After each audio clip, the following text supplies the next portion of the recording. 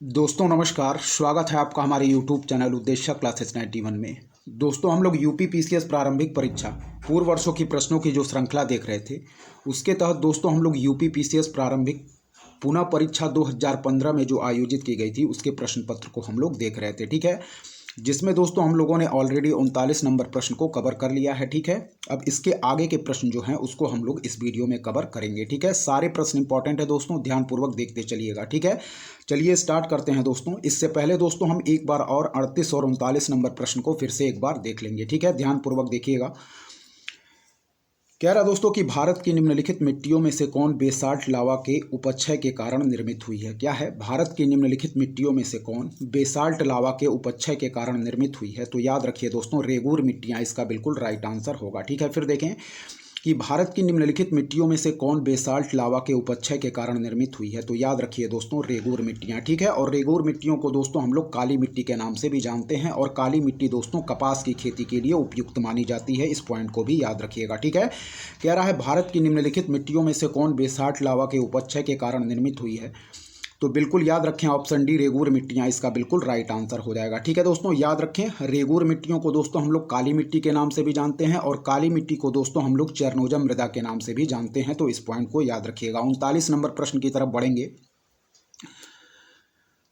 चलिए देखिए, फिर से कह रहा है दोस्तों, निम्नलिखित नहरों में से किसे दामोदर नदी से निकाला गया है। क्या है, कह रहा है निम्नलिखित नहरों में से किसे दामोदर नदी से निकाला गया है। तो याद रखिए ऑप्शन बी एडन नहर हमारा बिल्कुल राइट आंसर होगा। ठीक है, कह रहा है दोस्तों कि निम्नलिखित नहरों में से किसे दामोदर नदी से निकाला गया है। तो याद रखें ऑप्शन बी एडन नहर इसका बिल्कुल राइट आंसर होगा दोस्तों। ठीक है, एक बार और देखें, निम्नलिखित नहरों में से किसे दामोदर नदी से निकाला गया है। तो याद रखें दोस्तों, एडन नहर, ऑप्शन बी हमारा बिल्कुल राइट आंसर होगा। ठीक है, दामोदर नदी से एडन नहर निकाली गई है, और यह लगभग 54 किलोमीटर लंबी नहर है जो पश्चिमी बंगाल राज्य के वर्धमान जिले में सिंचाई की सुविधा प्रदान करती है। इस पॉइंट को याद रखिएगा। ठीक है, चलिए आगे बढ़ेंगे। नेक्स्ट टॉपिक है दोस्तों हमारा पर्यावरण एवं पारिस्थितिकी। ठीक है, चलिए अब पर्यावरण एवं पारिस्थितिकी के प्रश्नों को देखते हैं। ठीक है, पहला प्रश्न है जो कि दोस्तों हमारा 40 नंबर प्रश्न है। कह रहा दोस्तों कि निम्नलिखित में से किसे भारत में जैविक विविध हॉट स्पॉट के रूप में पहचाना जाता है। क्या है, कह रहा है निम्नलिखित में से किसे भारत में जैविक विविध हॉट स्पॉट के रूप में पहचाना जाता है। तो याद रखिएगा, कई बार पूर्व वर्ष की परीक्षाओं में भी यह प्रश्न पूछा गया है। इसका राइट आंसर होगा दोस्तों पश्चिमी घाट। ठीक है, कह रहा है कि निम्नलिखित में से किसे भारत में जैविक विविध हॉट स्पॉट के रूप में पहचाना जाता है। तो याद रखिए दोस्तों पश्चिमी घाट। ठीक है, कह रहा है दोस्तों कि हॉट स्पॉट शब्द का प्रयोग सबसे पहले 1988 में नॉर्मन मायर्स द्वारा किया गया। क्या है, हॉट स्पॉट शब्द का प्रयोग सबसे पहले 1988 में नॉर्मन मायर्स द्वारा किया गया। विश्व के इन विविधता बाहुल्य क्षेत्रों की सूची में भारत के 4 क्षेत्र हैं जो जैव विविधता की दृष्टि से क्या हैं, समृद्ध हैं। ठीक है, चलिए चारों को देखेंगे हम। सबसे पहले हो जाएगा दोस्तों हमारा इंडो बर्मा क्षेत्र। ठीक है, सबसे पहले हो जाएगा इंडो बर्मा क्षेत्र। फिर बी हो जाएगा दोस्तों हमारा हिमालय क्षेत्र।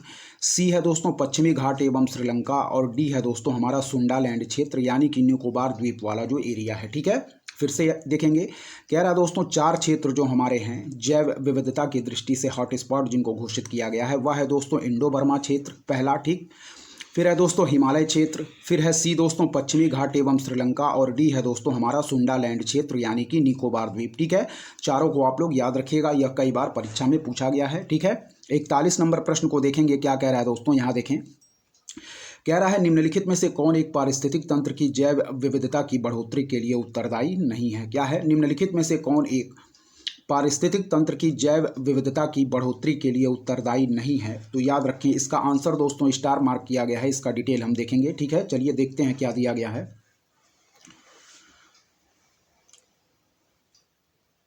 चलिए यहाँ डिटेल देखें। कह रहा है कि जैव विविधता की बढ़ोतरी में पारिस्थितिक तंत्र की उत्पादकता, मध्य व्यवधान, उसकी आयु सहायक होते हैं। ठीक है, कह रहा है जैव विविधता की बढ़ोतरी में पारिस्थितिक तंत्र की उत्पादकता, मध्य व्यवधान, उसकी आयु सहायक होते हैं। ठीक है, कह रहा है पोषण स्तरों में कमी से एक विशेष वर्ग के जीवों की संख्या में वृद्धि होती है। क्या है, पोषण स्तरों में कमी से एक विशेष वर्ग के जीवों की संख्या में वृद्धि होती है, जबकि जैव विविधता में कमी आती है। अतः विकल्प डी सही होगा। कह रहा है कि उत्तर प्रदेश लोक सेवा आयोग द्वारा जारी उत्तर कुंजी में विकल्प बी को सही माना गया है। ठीक है, तो हम दोनों ऑप्शन देख लेंगे यहाँ पे। ठीक है, जो किताब के अनुसार दिया गया है जो और आयोग ने जो उत्तर माना था। ठीक है, चलिए देखें। बुक के हिसाब से देखें दोस्तों तो इसका राइट आंसर होगा ऑप्शन डी, यानी कि पोषण स्तरों की कम संख्या। ठीक है, ऑप्शन डी हमारा राइट आंसर होगा। और यदि आयोग के हिसाब से देखें दोस्तों तो इसका राइट आंसर होगा वह है दोस्तों हमारा ऑप्शन बी, यानी कि दोस्तों मध्य व्यवधान। ठीक है, दोनों आंसर आप लोग याद रखिएगा, बी भी डी भी। ठीक है, यदि बुक के हिसाब से देखें तो कह रहा है कि निम्नलिखित में से कौन एक पारिस्थितिक तंत्र की जैव विविधता की बढ़ोतरी के लिए उत्तरदायी नहीं है। तो याद रखें दोस्तों, बुक के हिसाब से इसका आंसर दिया गया है पोषण स्तरों की कम संख्या, और आयोग ने इसका आंसर माना था दोस्तों मध्य व्यवधान। ठीक है, इस पॉइंट को आप लोग याद रखिएगा। दोनों हम लोगों ने आंसर को देख लिया है। चलिए 42 नंबर प्रश्न की तरफ देखेंगे क्या दिया गया है। चलिए देखिए दोस्तों, यहाँ पे कह रहा है निम्नलिखित में से कौन पारिस्थितिक तंत्र के विषय में सही नहीं है। ठीक है, कह रहा है निम्नलिखित में से कौन पारिस्थितिक तंत्र के विषय में सही नहीं है। ठीक है, पहला पॉइंट कह रहा है कि यह अजैविक एवं जैविक दोनों संगठकों से युक्त होता है। क्या है, कह रहा है कि यह अजैविक एवं जैविक दोनों संगठकों से युक्त होता है, तो पहला पॉइंट बिल्कुल सही है। ठीक है, फिर कह रहा है कि इसकी अपनी स्वयं की उत्पादकता होती है। ठीक है, क्या है, इसकी अपनी स्वयं की उत्पादकता होती है। फिर कह रहा है दोस्तों यह एक बंद तंत्र होता है। ठीक है, यह एक बंद तंत्र होता है, जो कि हमारा गलत दिया गया है। ठीक है, ऑप्शन सी जो दिया गया है यह गलत दिया गया है। फिर कह रहा है डी कि यह प्राकृतिक संसाधन तंत्र होता है। क्या है, यह प्राकृतिक संसाधन तंत्र होता है, तो यह हमारा बिल्कुल सही है। ठीक है, 3 पॉइंट सही दिए गए हैं। फिर से देखेंगे कि पारिस्थितिक तंत्र के विषय में जो सही हैं उनको देखेंगे। यह अजैविक एवं जैविक दोनों संगठनों से युक्त होता है। ठीक है, फिर कह रहा है कि इसकी अपनी स्वयं की उत्पादकता होती है, यह भी पॉइंट सही है।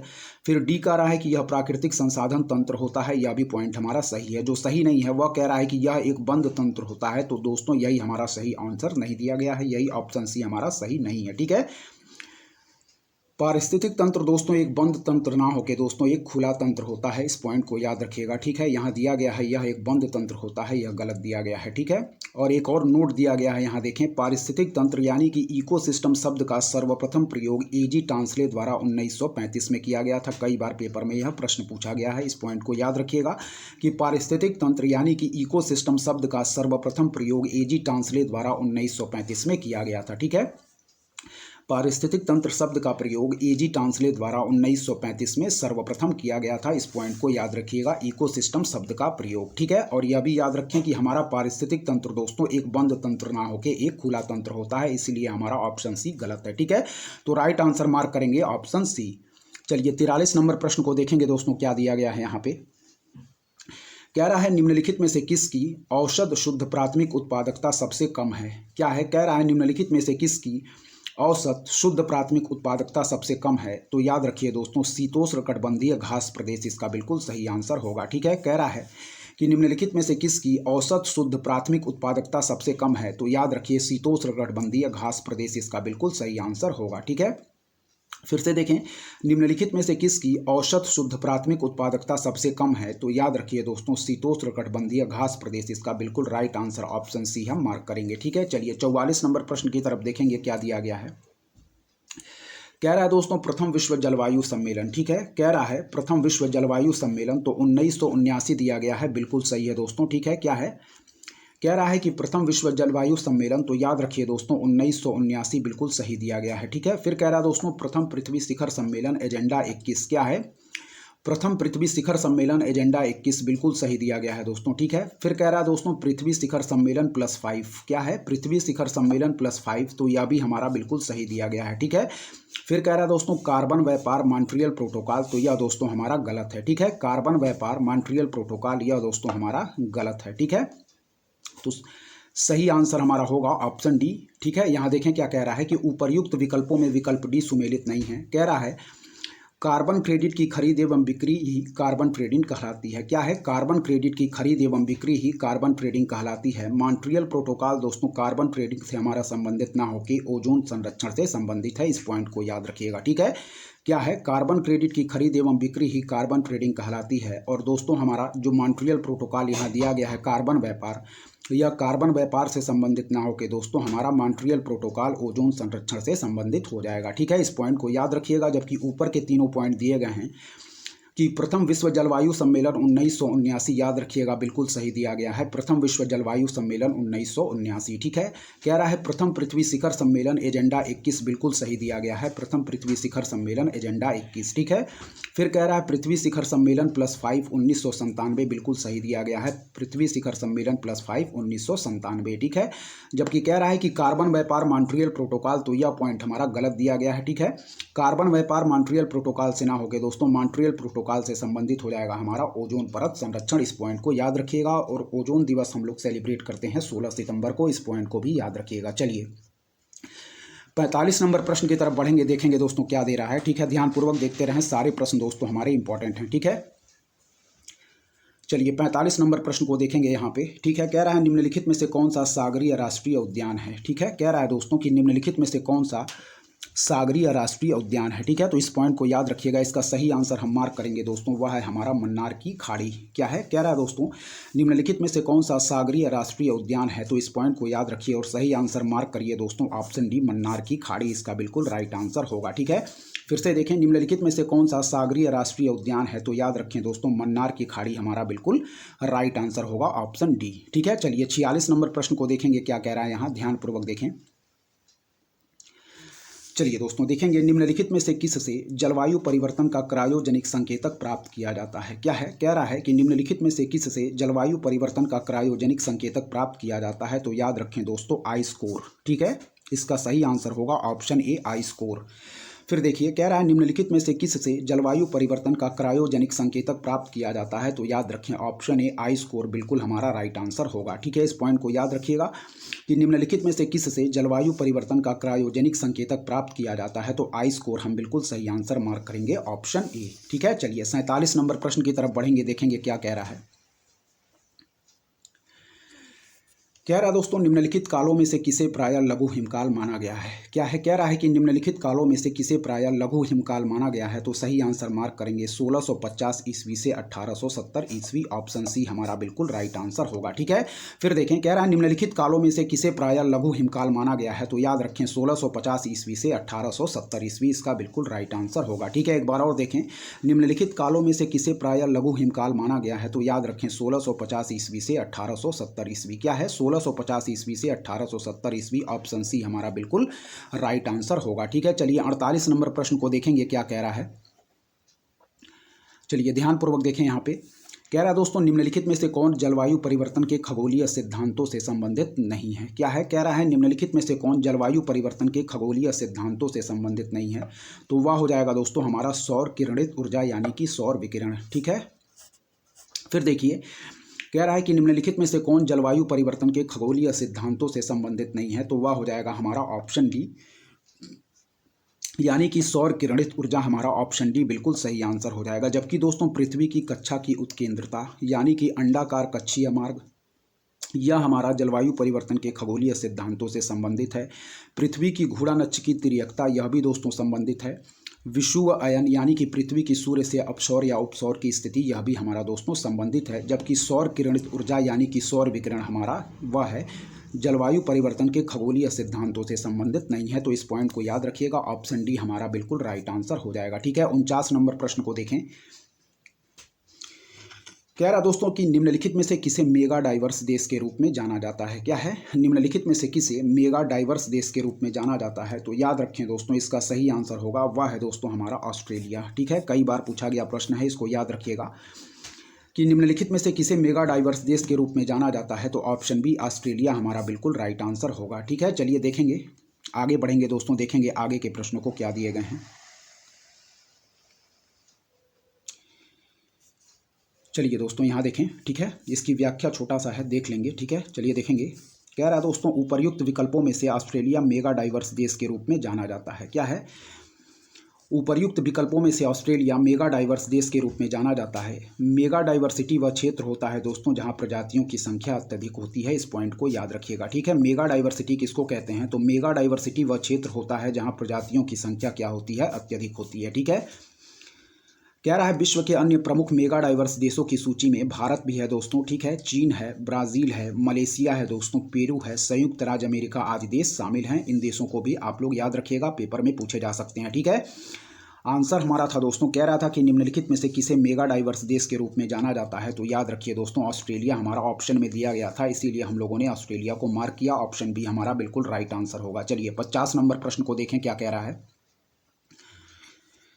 कह रहा है निम्नलिखित में से कौन सा मृदा से संबंधित है। यह प्रश्न कई बार रिपीट किया गया है, ध्यानपूर्वक याद रखें। इडेफिक क्या है, निम्नलिखित में से कौन सा मृदा से संबंधित है, तो याद रखिए ऑप्शन ए इडेफिक हमारा बिल्कुल राइट आंसर होगा। ठीक है, कह रहा दोस्तों कि निम्नलिखित में से कौन मृदा से संबंधित है, तो याद रखें दोस्तों इडेफिक। इस पॉइंट को याद रखिएगा। 51 नंबर प्रश्न की तरफ बढ़ेंगे। चलिए देखें, कह रहा है निम्नलिखित में से कौन प्रवाल विरंजन में सर्वाधिक महत्वपूर्ण कारक है। क्या है, निम्नलिखित में से कौन प्रवाल विरंजन में सर्वाधिक महत्वपूर्ण कारक है, तो याद रखें दोस्तों वैश्विक ऊष्मन। ठीक है, यानी कि जो हमारा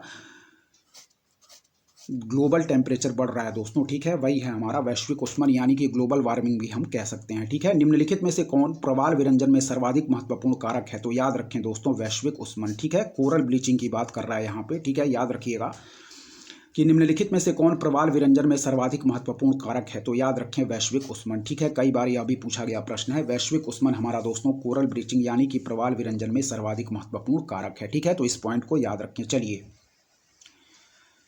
सामान्य विज्ञान एवं विज्ञान प्रौद्योगिकी के प्रश्नों को देखेंगे क्या पूछ रहा है। ठीक है, चलिए 52 नंबर प्रश्न कह रहा है दोस्तों नैनो प्लग संबंधित है। क्या है, कह रहा है नैनो प्लग संबंधित है, तो याद रखिए दोस्तों हमारा नैनो प्लग संबंधित है वह है एक छोटे सुनने के यंत्र से। ठीक है, नैनो प्लग क्या है दोस्तों, याद रखिए यह एक छोटा सुनने का यंत्र है दोस्तों, याद रखिएगा। नैनो प्लग संबंधित है एक छोटे सुनने के यंत्र से। क्या है, नैनो प्लग संबंधित है तो एक छोटे सुनने के यंत्र से। इस पॉइंट को याद रखिएगा। ठीक है, नैनो प्लग दोस्तों श्रवण या सुनने का एक छोटा सा यंत्र है।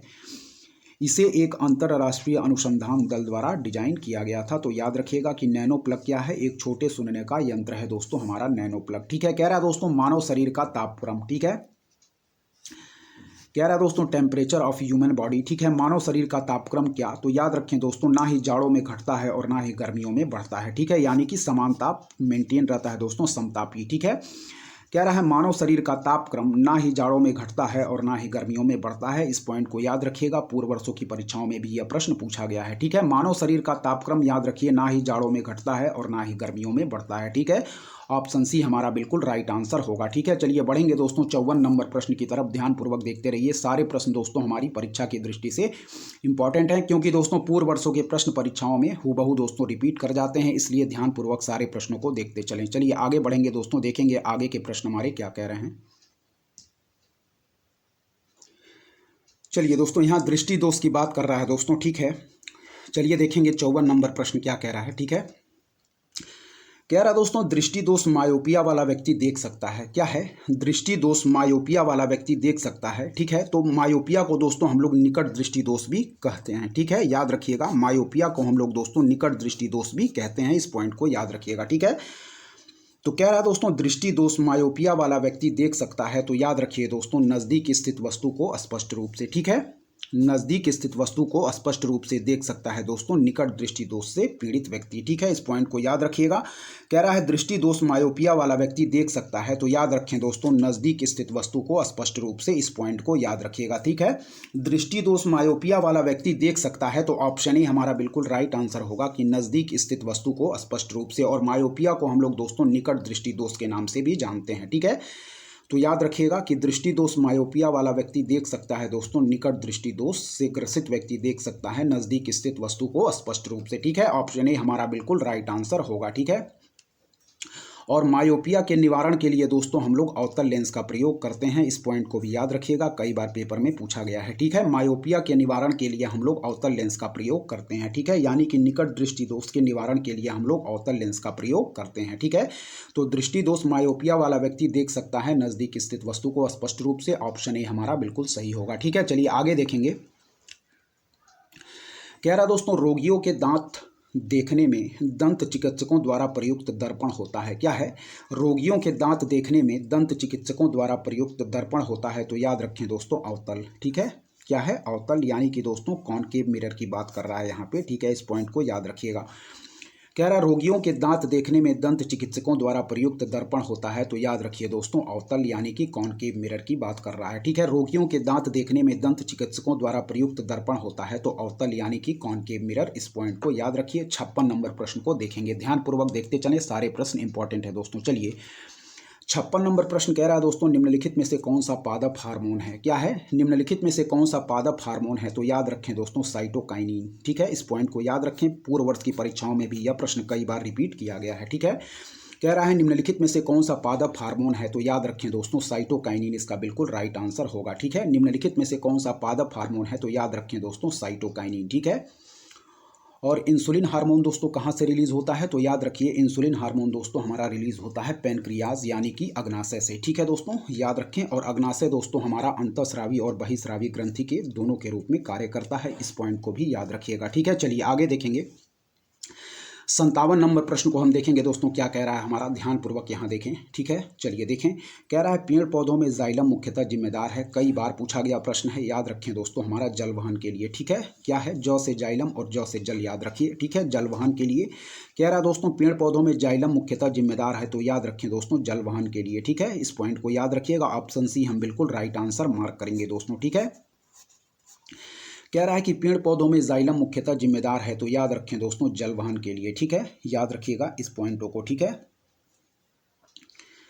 चलिए दोस्तों अब बढ़ेंगे 58 नंबर प्रश्न की तरफ, ध्यानपूर्वक देखते रहें क्या कह रहा है। कह रहा है निम्नलिखित में से कौन सा कथन सही है? ठीक है, याद रखें, कह रहा है निम्नलिखित में से कौन सा कथन सही है? तो कह रहा है कि जैव मंडलीय पारिस्थितिक तंत्र में ऊर्जा का प्रवाह एक दिशी होता है। ठीक है, इस पॉइंट को याद रखिएगा, यही पॉइंट हमारा बिल्कुल सही है। ठीक है, कह रहा है निम्नलिखित में से कौन सा कथन सही है? तो याद रखें, जैव मंडलीय पारिस्थितिक तंत्र में ऊर्जा का प्रवाह क्या होता है दोस्तों? एक दिशीय होता है। ठीक है, जैव मंडलीय पारिस्थितिक तंत्र में ऊर्जा का प्रवाह एक दिशीय होता है, इस पॉइंट को याद रखिएगा, यही पॉइंट हमारा बिल्कुल राइट है। ठीक है, कह रहा है कि जैव मंडलीय पारिस्थितिक तंत्र में ऊर्जा का प्रवाह क्या होता है? एक दिशीय होता है, इस पॉइंट को याद रखिएगा। ठीक है, चलिए 59 नंबर प्रश्न को देखेंगे, क्या कह रहा है, ध्यानपूर्वक देखें।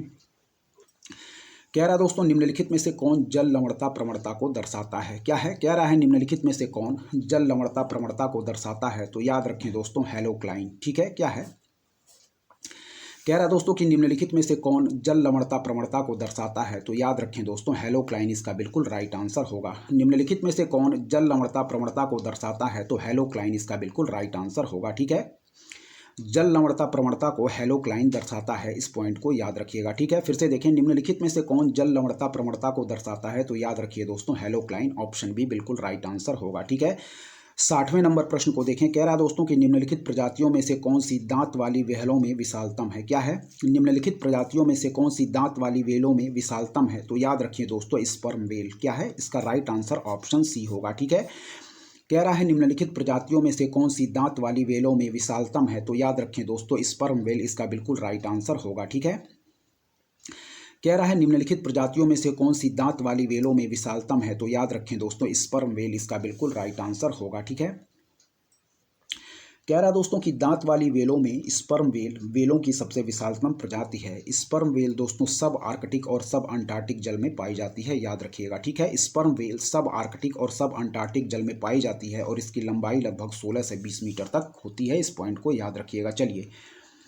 कह रहा दोस्तों 61 नंबर प्रश्न की हमारे उपग्रह में मृदु जल की सर्वाधिक मात्रा है। कह रहा है हमारे उपग्रह में मृदु जल की सर्वाधिक मात्रा है, तो याद रखें दोस्तों, महाद्वीपीय एवं पर्वतीय हिम नदियों यानी कि अस्थायी हिम में। ठीक है, कह रहा दोस्तों कि हमारे उपग्रह में मृदु जल की सर्वाधिक मात्रा है, तो याद रखिए महाद्वीपीय एवं पर्वतीय हिम नदियों यानी कि अस्थायी हिम में। ठीक है, इस पॉइंट को याद रखिएगा। फिर से देखें, कह रहा है कि हमारे उपग्रह में मृदु जल की सर्वाधिक मात्रा है, तो याद रखें दोस्तों, महाद्वीपीय एवं पर्वतीय हिम नदियों यानी कि अस्थायी हिम में। ठीक है, हमारे उपग्रह में मृदु जल की सर्वाधिक मात्रा है, तो महाद्वीपीय एवं पर्वतीय हिम नदियों यानी कि अस्थायी हिम में, इस पॉइंट को याद रखिएगा, ऑप्शन सी हमारा बिल्कुल राइट आंसर होगा। ठीक है दोस्तों, चलिए 62 नंबर प्रश्न की तरफ बढ़ेंगे, देखेंगे क्या दिया गया है।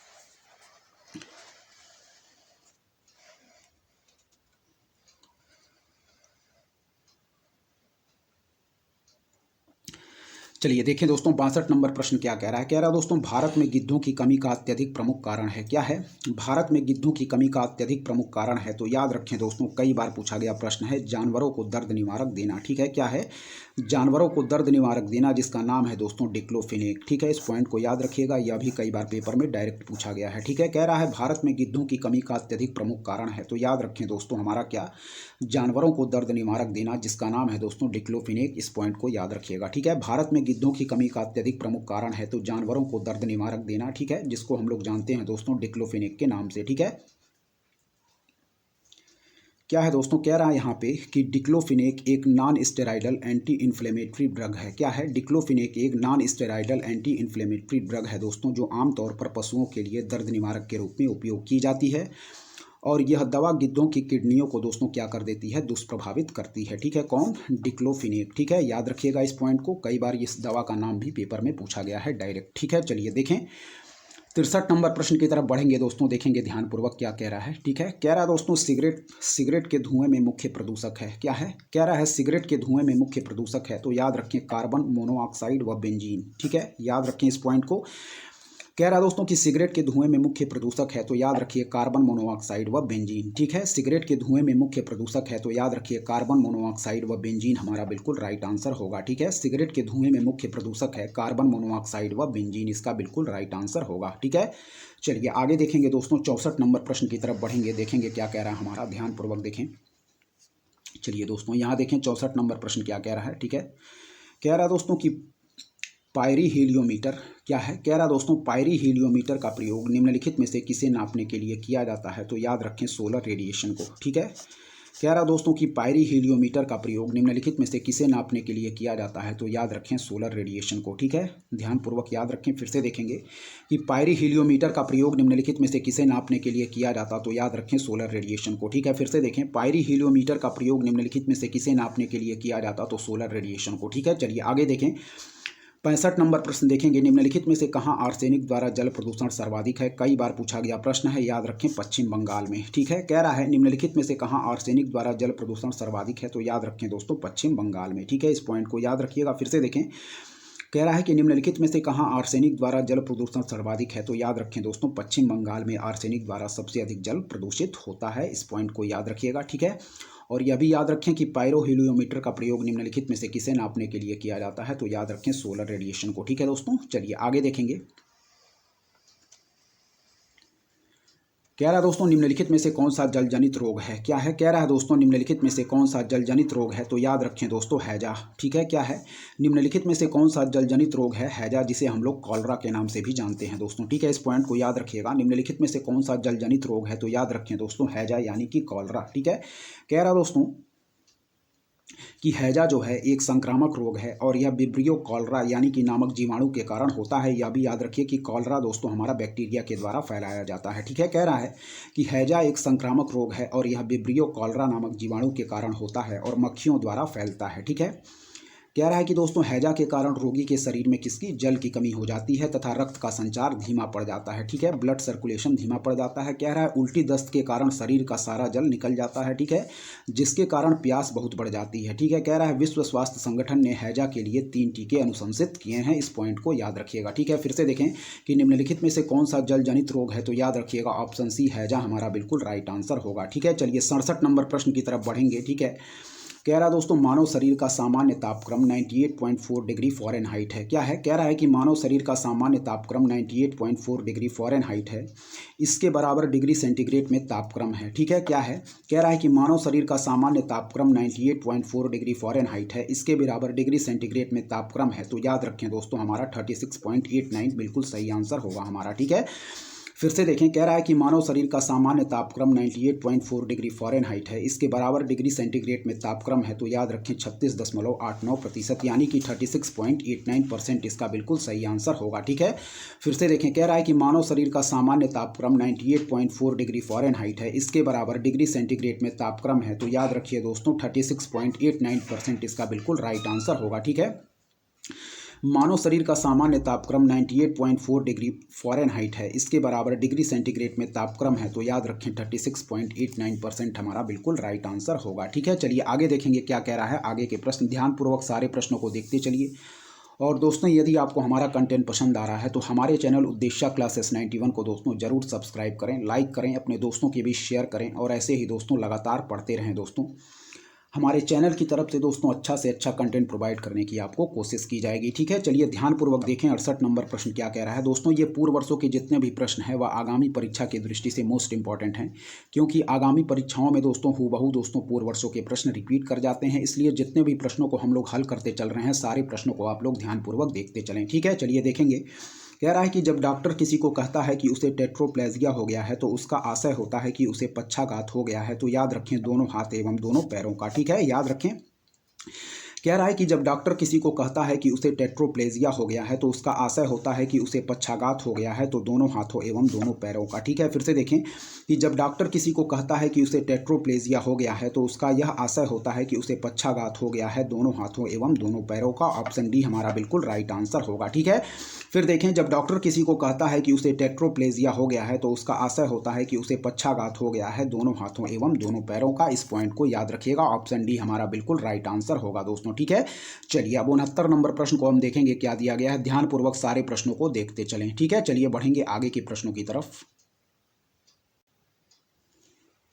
चलिए दोस्तों 69 नंबर प्रश्न को हम देखेंगे। कह रहा है निम्नलिखित में से कौन सा अर्धचालक है। क्या है, निम्नलिखित में से कौन सा अर्धचालक यानी कि सेमी कंडक्टर है। ठीक है, तो याद रखिए दोस्तों इसका बिल्कुल सही आंसर होगा, वह है हमारा जर्मेनियम। ठीक है, ऑप्शन डी हम बिल्कुल राइट आंसर मार्क करेंगे। कह रहा है दोस्तों अर्धचालक ऐसे रासायनिक तत्व या यौगिक होते हैं जो ना तो सामान्य ताप पर एक अच्छा चालक और ना ही विद्युत रोधी हैं। ठीक है, क्या है, कह रहा है अर्धचालक ऐसे रासायनिक तत्व या यौगिक हैं जो ना तो सामान्य ताप पर एक अच्छा चालक हैं और ना ही विद्युत रोधी। ठीक है, तो इस पॉइंट को याद रखिएगा। फिर से देखें, अर्धचालक ऐसे रासायनिक तत्व या यौगिक होते हैं जो ना तो सामान्य ताप पर एक अच्छा चालक हैं और ना ही विद्युत रोधी। ठीक है, जर्मेनियम और सिलिकॉन ऐसे पदार्थ हैं जिनका प्रयोग अर्धचालक के रूप में होता है। इनका उपयोग इलेक्ट्रॉनिक्स व ट्रांजिस्टर उपकरणों में होता है। तो याद रखें इस पॉइंट को कि निम्नलिखित में से कौन सा अर्धचालक है। तो याद रखें जर्मेनियम को भी और दोस्तों सिलिकॉन को भी। ठीक है, क्या है, निम्नलिखित में से कौन सा अर्धचालक है। तो याद रखें दोस्तों जर्मेनियम को भी और सिलिकॉन को भी। इस पॉइंट को आप लोग याद रखिएगा। ठीक है, चलिए बढ़ेंगे 70 नंबर प्रश्न की तरफ, देखेंगे क्या कह रहा है।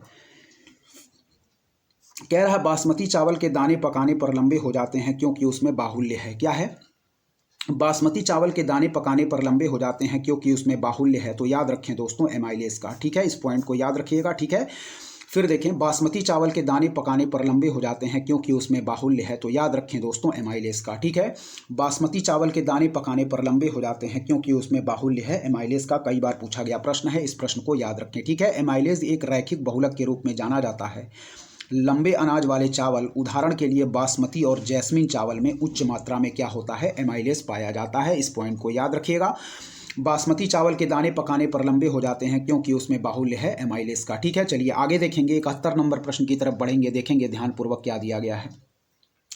कह रहा है शरीर के अंदर लौह की कमी से उत्पन्न होने वाला रोग है। क्या है, शरीर के अंदर लौह की कमी से उत्पन्न होने वाला रोग है दोस्तों, तो वह है हमारा रक्तहीनता। ठीक है, क्या है, रक्तहीनता। इस पॉइंट को याद रखिएगा। ठीक है, जिसे हम लोग दोस्तों एनीमिया भी कहते हैं। इस पॉइंट को याद रखिएगा। ठीक है, कह रहा है शरीर के अंदर लौह की कमी से उत्पन्न होने वाला रोग है, तो याद रखें दोस्तों रक्तहीनता। ठीक है,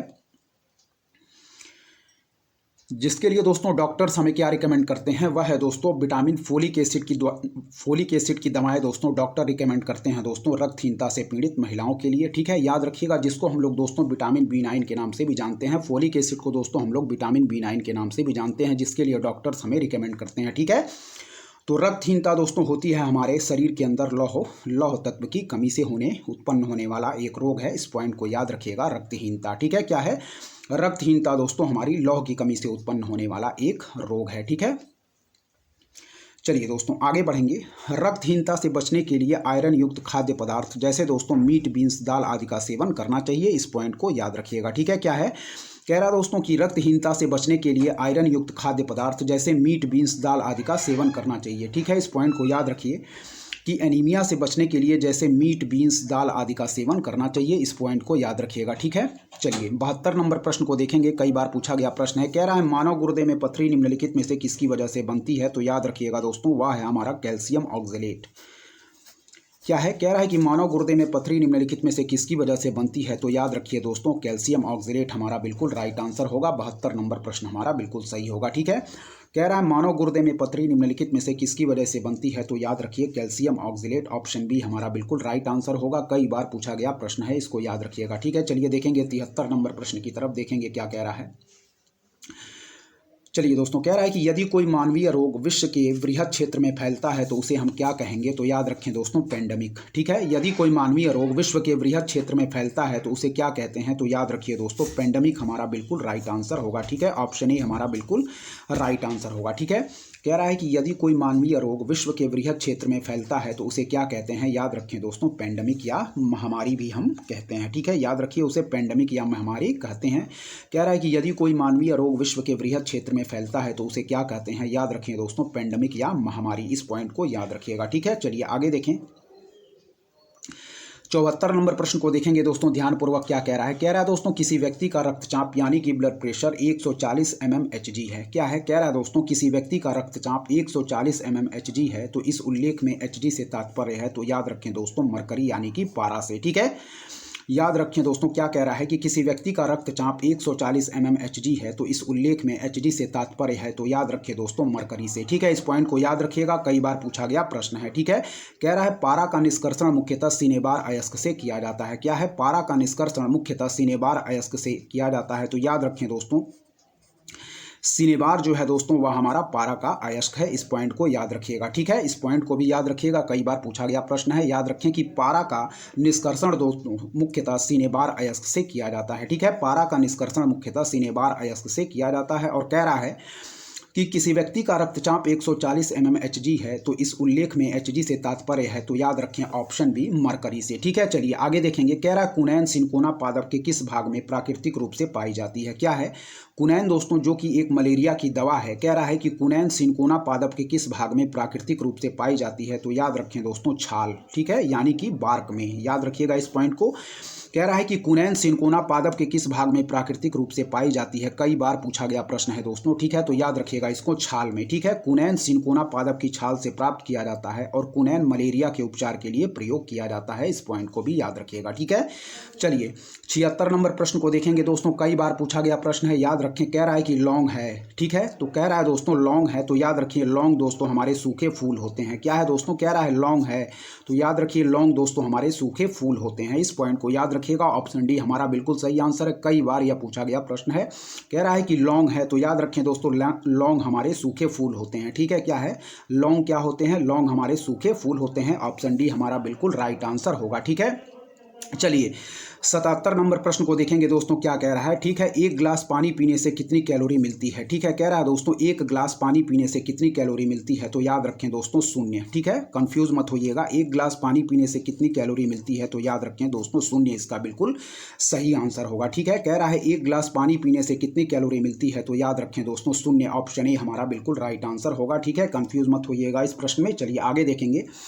78 नंबर प्रश्न को देखेंगे दोस्तों, क्या कह रहा है। ध्यानपूर्वक देखें, सारे प्रश्न दोस्तों हमारी एग्जाम की दृष्टि से मोस्ट इंपॉर्टेंट हैं। पूर्व वर्षों के प्रश्न दोस्तों हूबहू परीक्षाओं में रिपीट कर जाते हैं, इसलिए जितने भी प्रश्नों को हम लोग हल कर रहे हैं ध्यानपूर्वक देखते चलें। ठीक है, चलिए 78 नंबर प्रश्न को देखेंगे दोस्तों, क्या कह रहा है यहाँ पे। ठीक है, देखिए कह रहा है जेनेटिक इंजीनियरिंग में निम्नलिखित में से किसका प्रयोग होता है तो याद रखें दोस्तों, प्लाज्मिड का। कई बार पूछा गया प्रश्न है। ठीक है, याद रखिएगा कि जेनेटिक इंजीनियरिंग में निम्नलिखित में से किसका प्रयोग होता है तो याद रखें दोस्तों, प्लाज्मिड का। ठीक है, प्लाज्मिड और प्लास्टिड के बीच कंफ्यूज ना होइएगा। जेनेटिक इंजीनियरिंग में निम्नलिखित में से किसका प्रयोग होता है तो याद रखें, प्लाज्मिड का। ठीक है, मौ याद रखिएगा, प्लाज्मिड। जेनेटिक इंजीनियरिंग में निम्नलिखित में से किसका प्रयोग होता है तो याद रखें दोस्तों, प्लाज्मिड का। ठीक है, क्या है? जेनेटिक इंजीनियरिंग में निम्नलिखित में से किसका प्रयोग होता है तो याद रखें दोस्तों, प्लाज्मिड का। ऑप्शन बी हमारा बिल्कुल राइट आंसर होगा। ठीक है, प्लाज्मिड का उपयोग हम लोग जेनेटिक इंजीनियरिंग में करते हैं। ठीक है, प्लाज्मिड का। ऑप्शन बी बिल्कुल राइट आंसर होगा। ठीक है, चलिए आगे देखें। 79 नंबर प्रश्न को देखेंगे दोस्तों, कह रहा है कि आकाश का नीला रंग इस कारण होता है। क्या है? आकाश का नीला रंग इस कारण होता है तो याद रखें दोस्तों, प्रकाश का प्रकीर्णन यानी कि दोस्तों स्कैटरिंग ऑफ लाइट की वजह से दोस्तों हमारा क्या होता है, आकाश का रंग नीला होता है। इस पॉइंट को याद रखिएगा। ठीक है, कई बार पूछा गया प्रश्न है। कह रहा है आकाश का नीला रंग इस कारण होता है तो याद रखें, प्रकाश का प्रकीर्णन यानी कि स्कैटरिंग ऑफ लाइट की वजह से हमारा आकाश का नीला रंग होता है। कह रहा है आकाश का नीला रंग इस कारण होता है तो याद रखें दोस्तों, प्रकाश का प्रकीर्णन। ऑप्शन ए बिल्कुल राइट आंसर होगा। ठीक है, कह रहा है आकाश का नीला रंग इस कारण होता है तो याद रखें, प्रकाश का प्रकीर्णन यानी कि स्कैटरिंग ऑफ लाइट। ठीक है, चलिए 80 नंबर प्रश्न को देखेंगे दोस्तों, क्या कह रहा है, ध्यानपूर्वक देखें। यहाँ पे कह रहा है दोस्तों निम्नलिखित में से कौन सा तना है। क्या है? कह रहा है दोस्तों निम्नलिखित में से कौन सा तना है तो याद रखें दोस्तों, अदरक। ठीक है, कह रहा है दोस्तों निम्नलिखित में से कौन सा तना है तो याद रखें दोस्तों, अदरक हमारा तना है। ठीक है, निम्नलिखित में से कौन सा तना है तो याद रखें दोस्तों, अदरक इसका बिल्कुल राइट आंसर होगा। ठीक है, निम्नलिखित में से कौन सा तना है, अदरक। ठीक है,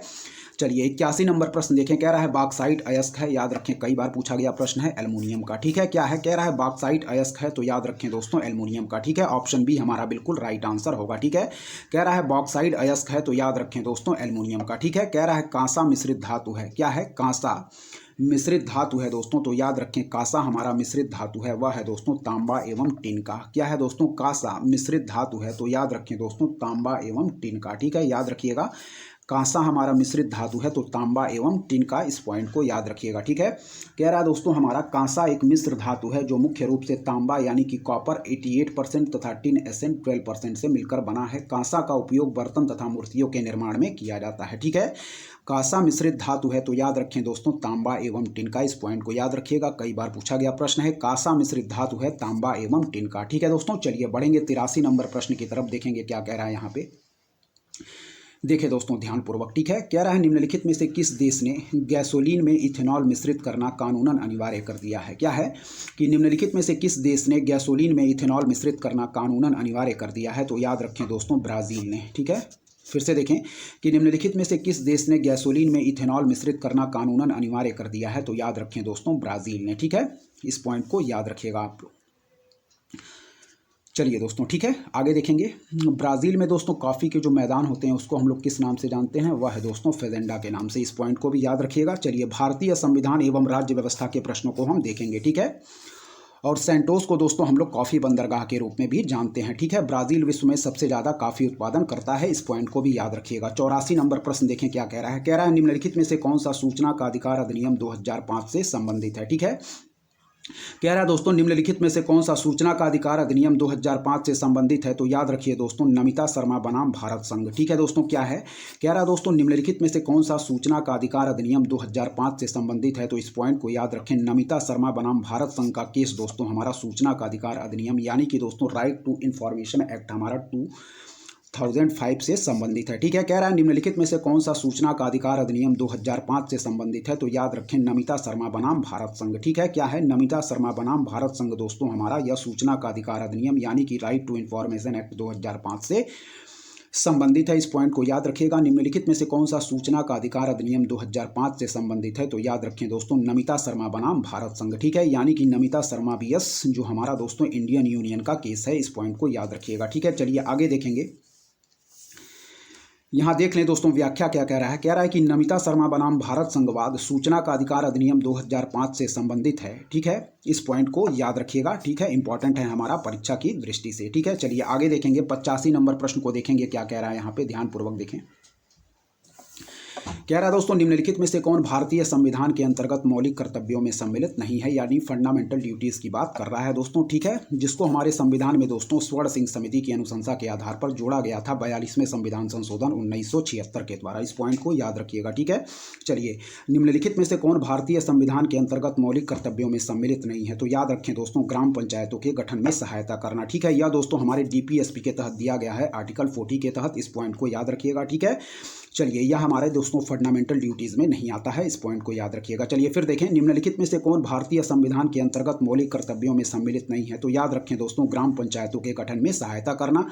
ग्राम पंचायतों के गठन में सहायता करना दोस्तों यह प्रावधान हमारे डीपीएसपी यानी कि राज्य के नीति निदेशक तत्व के तहत दिया गया है, ना कि दोस्तों फंडामेंटल ड्यूटी के तहत। और राज्य के नीति निदेशक तत्वों को दोस्तों हम लोगों ने आयरिश संविधान से ग्रहण किया है, इस पॉइंट को भी याद रखिएगा। ठीक है, समवर्ती सूची को ऑस्ट्रेलिया से, इस पॉइंट को भी याद रखिएगा दोस्तों। चलिए आगे देखें।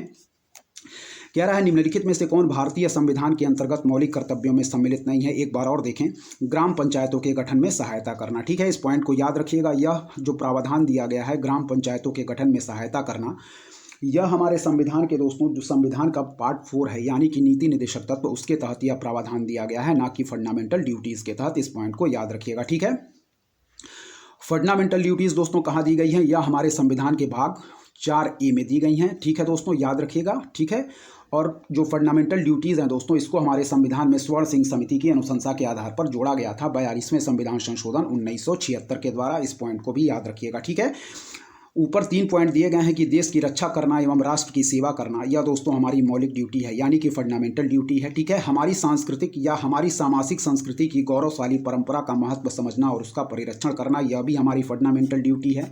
और डी कह रहा है कि सार्वजनिक संपत्ति को सुरक्षित रखना एवं हिंसा से दूर रहना यह भी हमारी फंडामेंटल ड्यूटी है, जबकि ग्राम पंचायतों के गठन में सहायता करना यह हमारी फंडामेंटल ड्यूटीज़ नहीं है। ठीक है, यह डीपीएसपी के तहत दिया गया है, आर्टिकल 40 के तहत।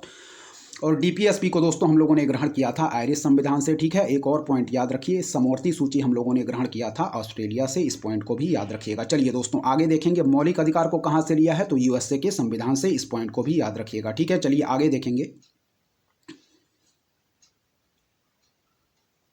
चलिए दोस्तों 86 नंबर प्रश्न को देखेंगे, क्या कह रहा है। कथन कारण का प्रश्न है, ध्यानपूर्वक देखते चलिएगा। इस प्रकार के प्रश्न दोस्तों कई बार आगामी परीक्षाओं में पूछ लिए जाते हैं। ठीक है, कथन कारण का प्रश्न है, डायरेक्ट दोस्तों हम कथन देखेंगे यहाँ पे क्या कह रहा है। ठीक है, ध्यानपूर्वक देखिए क्या कह रहा है हमारा कथन। ठीक है,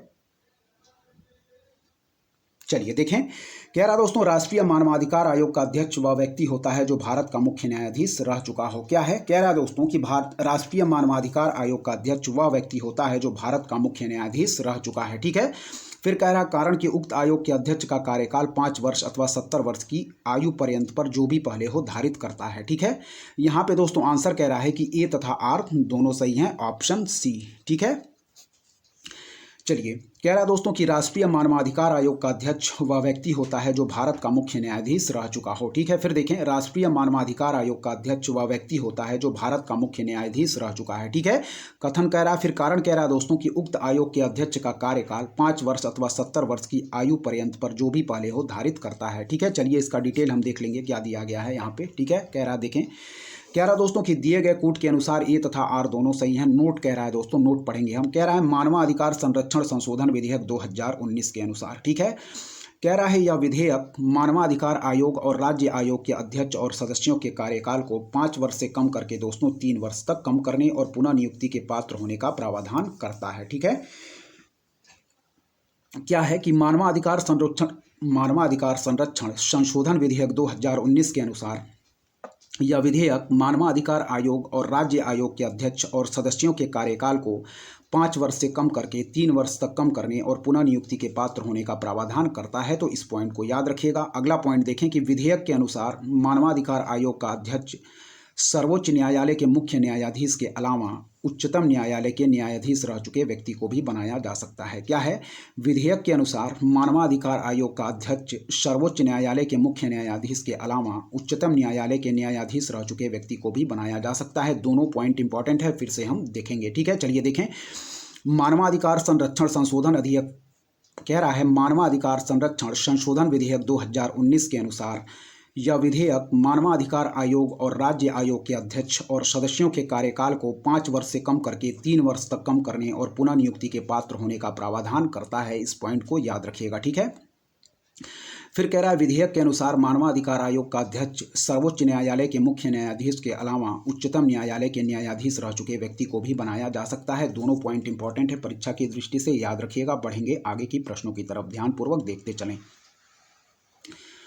चलिए देखें 87 नंबर प्रश्न को, कथन कारण का प्रश्न है। क्या कह रहा है दोस्तों, कह रहा है राज्य वित्त आयोग एक संवैधानिक निकाय है। ठीक है, क्या है, कह रहा है दोस्तों राज्य वित्त आयोग एक संवैधानिक निकाय है। बिल्कुल सही है दोस्तों। ठीक है, फिर कह रहा है कि संघीय वित्त आयोग पंचायतों को वित्तीय सहायता देने के लिए संतुष्टि नहीं कर सकता। क्या है, संघीय वित्त आयोग पंचायतों को वित्तीय सहायता देने के लिए संतुष्टि नहीं कर सकता। तो याद रखिएगा दोस्तों, हम इसमें सही आंसर मार्क करेंगे। वह है दोस्तों कौन, वह है हमारा ऑप्शन सी, यानी कि ए सही है किंतु आर गलत दिया गया है। ऑप्शन सी हमारा बिल्कुल राइट आंसर है। ठीक है, फिर से देखेंगे, कथन कह रहा है कि राज्य वित्त आयोग एक संवैधानिक निकाय है। क्या है, राज्य वित्त आयोग एक संवैधानिक निकाय है। याद रखिएगा, कारण कह रहा है कि संघीय वित्त आयोग पंचायतों को वित्तीय सहायता देने के लिए संतुष्टि नहीं कर सकता है। तो कारण गलत है, कथन सही है। याद रखिएगा, ए सही है किंतु आर गलत है। ठीक है, इस पॉइंट को याद रखिएगा। चलिए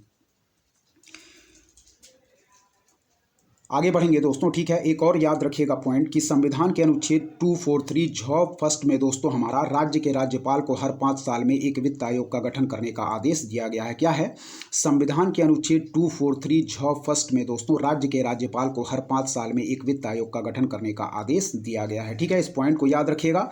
और संघीय वित्त आयोग का गठन संविधान के आर्टिकल 280 के तहत किया गया है। इस पॉइंट को भी याद रखिएगा। चलिए आगे बढ़ेंगे दोस्तों। ठीक है, देखेंगे 88 नंबर प्रश्न हमारा क्या कह रहा है। ठीक है, कह रहा है संविधान के निम्नलिखित अनुच्छेदों में से कौन सा एक उपबंधित करता है कि मत बराबर होने की दशा में लोकसभा के अध्यक्ष का मत निर्णायक होगा और वह उसका प्रयोग करेगा। इसका राइट आंसर होगा दोस्तों आर्टिकल 100। ठीक है, अनुच्छेद 100 इसका प्रावधान करता है। ठीक है, चलिए फिर से देखेंगे। कह रहा है कि संविधान के निम्नलिखित अनुच्छेदों में से कौन सा एक उपबंधित करता है कि मत बराबर होने की दशा में लोकसभा के अध्यक्ष का मत निर्णायक होगा और वह उसका प्रयोग करेगा। तो आर्टिकल 100 जो दिया गया है अनुच्छेद 100 में इसका प्रावधान किया गया है। ठीक है, फिर से देखें कि संविधान के निम्नलिखित अनुच्छेदों में से कौन सा एक उपबंधित करता है कि मत बराबर होने की दशा में लोकसभा के अध्यक्ष का मत निर्णायक होगा और वह उसका प्रयोग करेगा। तो ऑप्शन सी अनुच्छेद 100 हमारा बिल्कुल राइट आंसर होगा। इस पॉइंट को याद रखिएगा। ठीक है, चलिए आगे देखेंगे। 89वां नंबर प्रश्न को देखेंगे दोस्तों। क्या कह रहा है? कह रहा है संविधान की विषय सूचियों में दिए गए विषयों के अतिरिक्त विषयों पर कौन कानून बना सकता है। क्या है? संविधान की विषय सूचियों में दिए गए विषयों के अतिरिक्त विषयों पर कानून कौन बना सकता है? तो याद रखें दोस्तों संसद यानी कि पार्लियामेंट। ठीक है, याद रखिएगा इस पॉइंट को। फिर से देखेंगे कि संविधान के विषय सूचियों में दिए गए विषयों के अतिरिक्त विषयों पर कौन कानून बना सकता है? तो याद रखिएगा दोस्तों संसद हमारा बिल्कुल राइट आंसर होगा। ठीक है, संविधान की विषय सूचियों में दिए गए विषयों के अतिरिक्त विषयों पर कौन कानून बना सकता है? तो याद रखें दोस्तों संसद इसका बिल्कुल राइट आंसर होगा। ठीक है, चलिए 90 नंबर प्रश्न की तरफ बढ़ेंगे। देखेंगे क्या कह रहा है दोस्तों यहाँ पे। ध्यानपूर्वक सारे प्रश्नों को दोस्तों देखते चलें। परीक्षा की दृष्टि से दोस्तों पूर्व वर्षों के प्रश्न हमारे मोस्ट इंपॉर्टेंट होते हैं। ठीक है, 90 नंबर प्रश्न को देखेंगे क्या कह रहा है। कह रहा दोस्तों भारत के राष्ट्रपति की अनुपस्थिति में यदि उपराष्ट्रपति उपलब्ध नहीं है तो राष्ट्रपति की तरह निम्नलिखित में से कौन कार्य कर सकता है? तो याद रखें दोस्तों भारत के प्रधान न्यायाधीश या भारत के मुख्य न्यायाधीश। इस पॉइंट को याद रखिएगा। ठीक है, कह रहा है भारत के राष्ट्रपति की अनुपस्थिति में यदि उपराष्ट्रपति उपलब्ध नहीं है तो राष्ट्रपति की तरह निम्नलिखित में से कौन कार्य कर सकता है? तो याद रखें भारत के प्रधान न्यायाधीश। क्या है? भारत के राष्ट्रपति की अनुपस्थिति में यदि उपराष्ट्रपति उपलब्ध नहीं है तो राष्ट्रपति की तरह निम्नलिखित में से कौन कार्य कर सकता है? तो याद रखें भारत के प्रधान न्यायाधीश। इसका बिल्कुल राइट आंसर होगा। ठीक है, 91 नंबर प्रश्न की तरफ बढ़ेंगे दोस्तों। ध्यानपूर्वक देखें क्या कह रहा है। कह रहा है दोस्तों अनुच्छेद 108 के अंतर्गत लोकसभा और राज्यसभा की संयुक्त बैठक आहूत की जाती है। तो याद रखें दोस्तों राष्ट्रपति द्वारा। क्या है?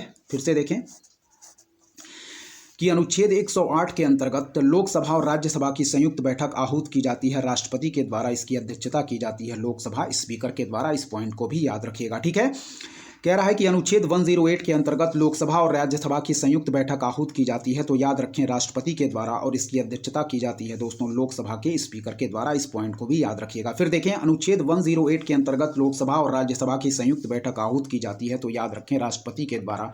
ऑप्शन ए इसका बिल्कुल राइट आंसर होगा। ठीक है, 92 नंबर प्रश्न की तरफ बढ़ेंगे दोस्तों। देखेंगे क्या कह रहा है। ठीक है, देखें कह रहा दोस्तों संविधान के अंतर्गत निम्नलिखित में से कौन सा मौलिक अधिकार केवल भारतीय नागरिकों को प्राप्त है, भारत में रहने वाले विदेशियों को नहीं? ठीक है, फिर देखें कि संविधान के अंतर्गत निम्नलिखित में से कौन सा मौलिक अधिकार केवल भारतीय नागरिकों को प्राप्त है, भारत में रहने वाले विदेशियों को नहीं? ठीक है, तो याद रखिए 15, 16, 19, 29 और 30 दोस्तों ये सभी अधिकार जो मौलिक अधिकार दिए गए हैं हमारे यह केवल भारतीयों को प्राप्त हैं। याद रखें कौन कौन से मौलिक अधिकार 15, 16, 19, 29 और 30 जो मौलिक अधिकार आर्टिकल हैं यह सब केवल दोस्तों भारतीयों के लिए हैं, ना कि विदेशियों के लिए। इस पॉइंट को याद रखिएगा। ठीक है, 15, 16, 19, 29 और 30 आर्टिकल जो दिए गए हैं दोस्तों यह केवल भारतीयों के लिए हैं, ना कि दोस्तों विदेशियों के लिए। इस पॉइंट को याद रखिएगा। ठीक है, तो यहाँ हम सही आंसर मार्क करेंगे विचार तथा अभिव्यक्ति की स्वतंत्रता। ठीक है, ऑप्शन बी हमारा बिल्कुल राइट आंसर होगा। ठीक है, फिर देखें संविधान के अंतर्गत निम्नलिखित में से कौन सा मौलिक अधिकार केवल भारतीय नागरिकों को प्राप्त है, भारत में रहने वाले विदेशियों को नहीं? तो याद रखिए दोस्तों विचार तथा अभिव्यक्ति की स्वतंत्रता केवल दोस्तों भारतीयों को प्राप्त है, ना कि विदेशियों को। ठीक है, इस पॉइंट को याद रखिएगा, कई बार पूछा गया प्रश्न है। ठीक है,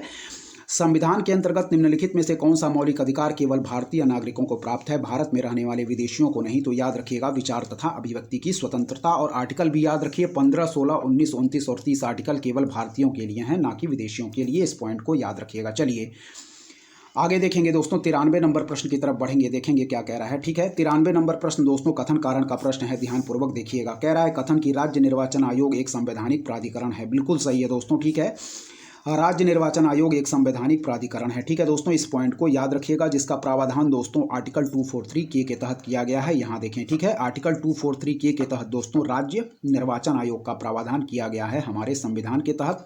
तो इस प्रकार दोस्तों राज्य निर्वाचन आयोग एक संवैधानिक प्राधिकरण है। इस पॉइंट को याद रखिएगा। चलिए आगे देखेंगे।